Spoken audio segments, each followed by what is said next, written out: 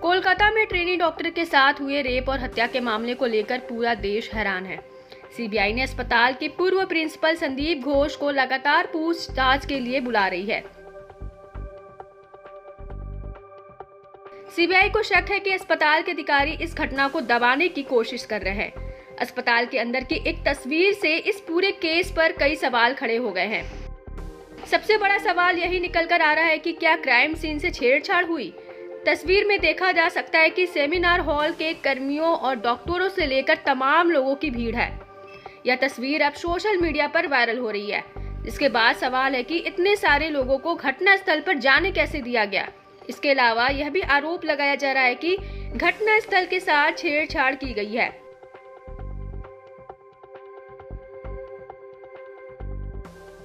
Supreme court में सुनवाई के दौरान सीबीआई ने आरोप लगाया था कि सबूतों को नुकसान पहुंचाया गया है और क्राइम सीन वैसा नहीं है जैसा कि यह मौका वारदात के वक्त रहा होगा। कोलकाता पुलिस ने इन दावों को खारिज कर दिया था, बल्कि यह भी कहा गया है कि तस्वीर में दिख रहे सभी लोग उस वक्त वहां होने के लिए पूरी तरह ऑथोराइज थे और उनकी पहचान कर ली गई है। इस मामले को लेकर डीसीपी सेंट्रल इंदिरा मुखर्जी का भी बयान सामने आया है। आइए सुनते हैं उन्होंने क्या कहा। We have seen that there is one particular news channel which has shown a video and some pictures of the seminar hall, which is the place of occurrence of this particular case.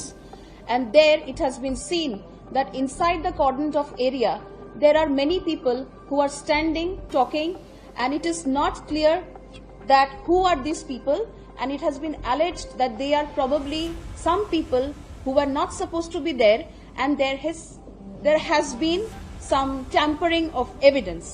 So we have taken some still from that video and I would like to show you that picture, and we have been able to identify each and everybody who was there in this particular picture or who were present at this particular place. I hope you can see the cordon. Right behind the cordon is the dead body. The one in blue check here is OC Homicide from Kolkata Police. We have the videographer from the detective department. We have learned Commissioner of Police here. Additional CP1 sir is here. OC Women Remand Cell is here. Lady officer from Tala PS is here. And forensic officials are also here. All are known to us and identified. There is also another picture and new set of people. We have the witness doctor, whom you can see has a stethoscope and is leaving soon after the inquest. We have FSL people, the fingerprint expert, the ACP of Detective Department, the videographer, Senior Officer Additional CP1, and the forensic officials.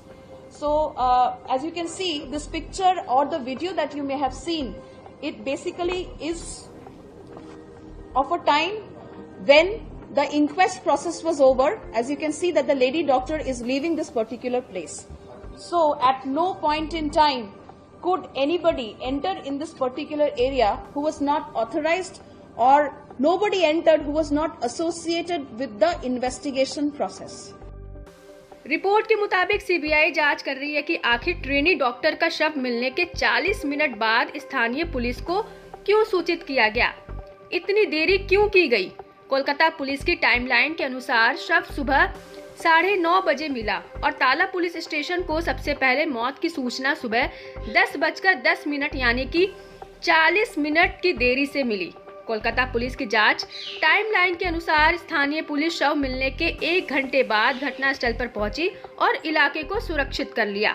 Report के मुताबिक CBI principal Sandeep Ghosh के call detail record को भी समीक्षा कर रही है, ताकि यह पता लगाया जा सके कि उन्होंने इस मामले में हस्तक्षेप किया था या नहीं। दरअसल सुप्रीम कोर्ट में सुनवाई के दौरान केंद्रीय जांच एजेंसी ने दावा किया था कि क्राइम सीन को बदल दिया गया था। इसके अलावा पीड़ित परिवार को गुमराह किया गया था कि उनकी बेटी की मौत को आत्महत्या के रूप में पेश किया जा रहा है।